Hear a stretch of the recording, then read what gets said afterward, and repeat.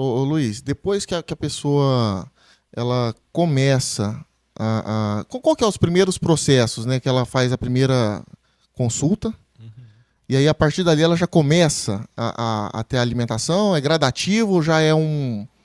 Sim, ela já começa, assim, a gente já começa a mudar ali. Primeira coisa que a gente tem que fazer a pessoa se localizar onde ela tá. Porque tem gente que chega ali e não sabe o que tá. Até sabe, mas ela não sabe de onde ela vai começar. Entendeu? Tem cara que chega ali, que tem uma meta, por exemplo, de perder 20 quilos. E ele ficou, sei lá, vamos dizer assim, 3, 4 anos acumulando aqueles 20 quilos. E muita gente quer perder isso daí em 2, 3 meses. Não dá. Então o cara não sabe onde ele tá, entendeu? Ele criou um problema ao longo de 3 anos e quer resolver em 2 meses. O cara quer secar pro carnaval? Não dá, não assim. Você tem que ver assim, cara, eu fiquei 3 anos criando problema, agora eu vou ter que resolver isso daí da mesma forma, devagar, com paciência, tá? Porque não, se eu for querer secar o cara muito rápido, eu vou ter que empregar algo muito brusco, vai exigir muita força dele. E ele não vai ter constância, no final das Sim. contas. Aí entra naquela questão, sem constância você não chega lá. Você faz um mês, dois, depois você para. E quais sim, os principais erros de quem começa a fazer a dieta, essa reeducação? É correto falar reeducação alimentar? Não, isso já está ultrapassado. Não, é correto, cara. Correto. Porque não, você tá fazendo a reeducação com a pessoa ali. Uhum. Eu diria, juntando aqui, linkando com o que eu acabei de falar, o imediatismo, cara. É isso que eu tento trabalhar ali com o pessoal. A pessoa fala assim, nossa, quer perder tantos quilos. Eu falo assim, não, calma. Primeiro, nós vai começar a fazer você emagrecer. Ou seja, você evoluir, entendeu? Uhum. Aí eu pergunto, entendo como que tá a alimentação do cara ali e tento fazer algo pra ele não sofrer, entendeu? E coloco uma meta realista pra ele.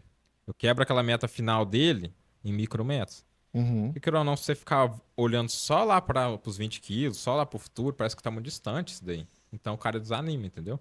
Então eu faço assim, ó, vamos focar em emagrecer. Olha Uhum. pra cá.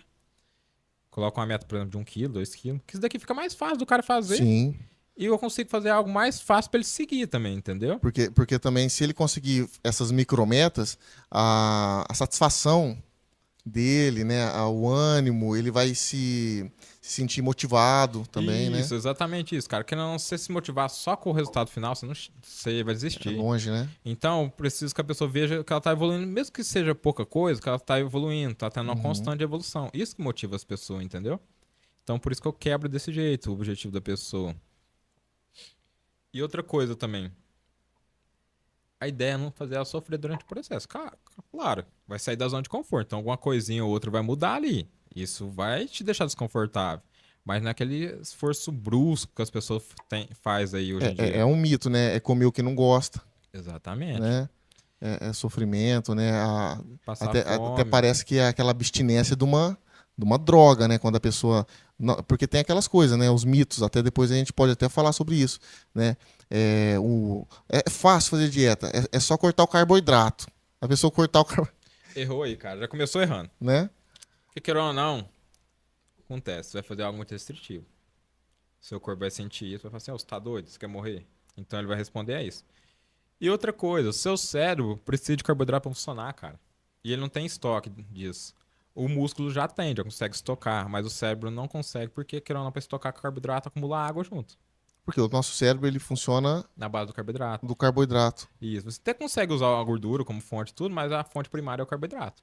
Então, se você corta o carboidrato, Hum, ele vai alterar. De forma brusca, um pouco você vai cortar, entendeu? Ele vai alterar o humor do cara, já vai alterar a ansiedade e tudo mais. Então, você quer fazer ele emagrecer, mas se você não prestar atenção no que você tá fazendo, você acaba com a qualidade de vida do cara. entendi, Entendeu? entendi. Então, não é isso, não é cortar carboidrato, nada.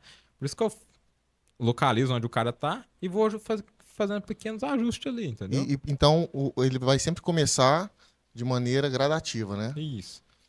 Por exemplo, vamos dar um exemplo aqui. Você gosta de comer arroz e feijão? Gosto. Vai continuar comendo. Você come 3 escumadeiros, por exemplo, Sim. vou te diminuir para 1,5. Você já tá Uhum, evoluindo, tá? Não uhum. tá comendo a mesma quantidade. Outra coisa que o pessoal faz, corta o carboidrato, come 2 pedacinhos de carne e 2 folhas de alface. Isso daí não vai saciar o cara, Não. entendeu? Então, você tem que saber utilizar os nutrientes ali a seu favor também, entendeu? Então, vou lá, diminuo o carboidrato pela metade. Aumenta a proteína. Que a proteína, que não dá saciedade. Uhum. E ela tem um efeito termogênico.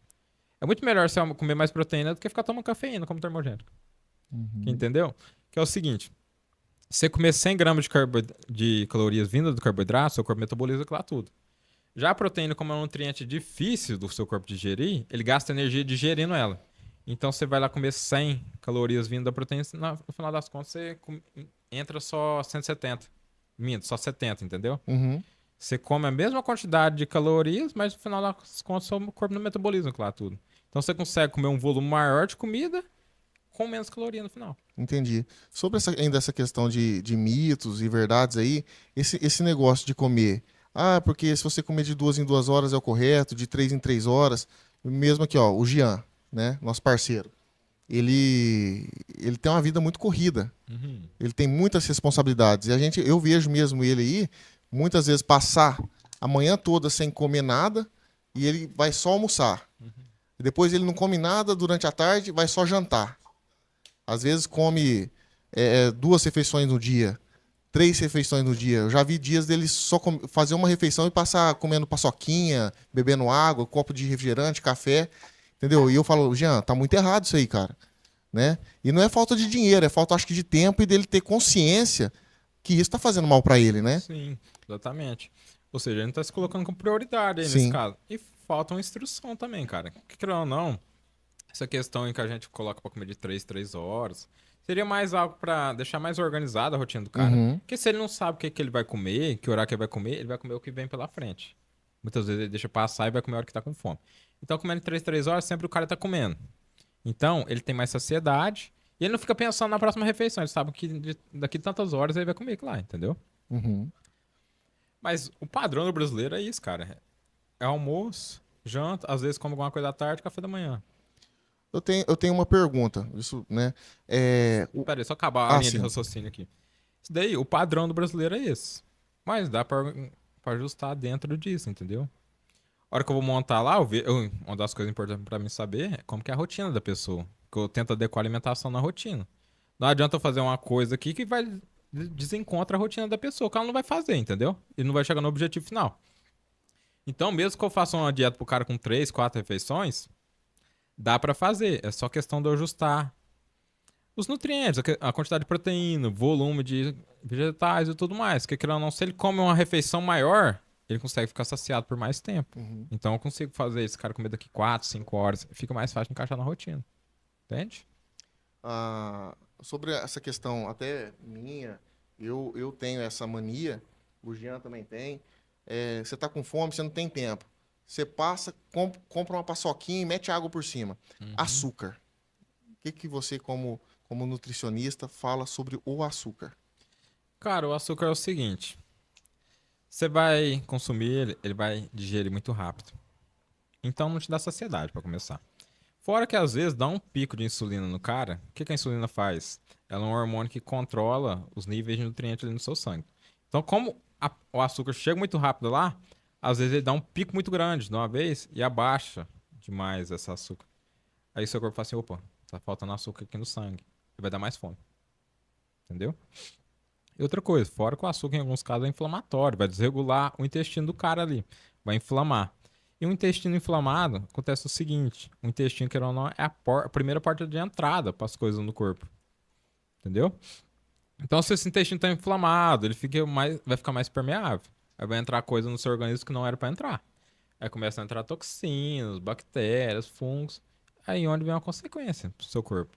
Você começa a ter alergia de onde não era para ter, começa a ficar mais ansioso. Ou seja, você vai agredindo seu corpo e nem tá percebendo. Sobre essa questão de alimentações assim alternativas. Se você costuma, eu tenho até uma. O brasileiro ele tem assim muito como uma bebida, acho que uma mais amada do Brasil aí, o café. Uhum. Mas não é chegado no chá. Não na maioria, estourado de apoca ao chuí. Né? A gente sabe que na algumas extremidades ali no Paraná, no sul ali, o pessoal curte um tereré, né, que está popularizando, né, aqui no Centro-Oeste aqui, mas no sul o chimarrão, né, que é o mate, mas a questão dos chás.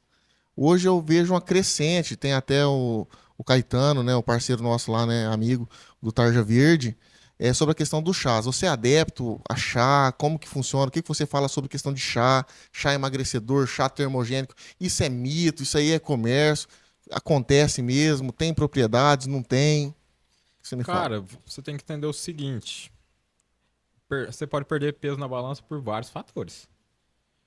O chá geralmente é uma boa alternativa para fazer o cara beber mais líquido, querendo ou não, as pessoas têm muita dificuldade de beber líquidos. Alguns têm algumas propriedades que têm efeito termogênico, mas vai ser pouco. Só que na grande maioria dos casos, a pessoa começa a beber mais líquido, ela elimina mais líquido também. Porque o seu corpo, quando bebe pouco, tudo que entra pouco ele segura. Então, aquelas pessoas que Hum, bebem pouca água, seu corpo segura mais água. Aí você começou a ingerir mais chá, você está ingerindo mais líquido, seu corpo elimina mais. Isso vai dar diferença na balança. Mas não quer dizer que foi de gordura aquilo lá, entendeu? entendi. O que vai fazer a pessoa emagrecer realmente, no final das contas, é ter uma constância na dieta, equilibrar bem ali os nutrientes. E atividade física ajuda, ajuda. Você tem um gasto calórico maior, melhora várias questões da saúde da pessoa. Mas em alguns casos, tem alguns casos que a pessoa não consegue, mano. A rotina dele, ou tem alguma impossibilidade física, dá pra emagrecer mesmo assim. É um caminho mais demorado? Dá. É Uhum. mais demorado. Mas mesmo assim dá pra fazer, entendeu?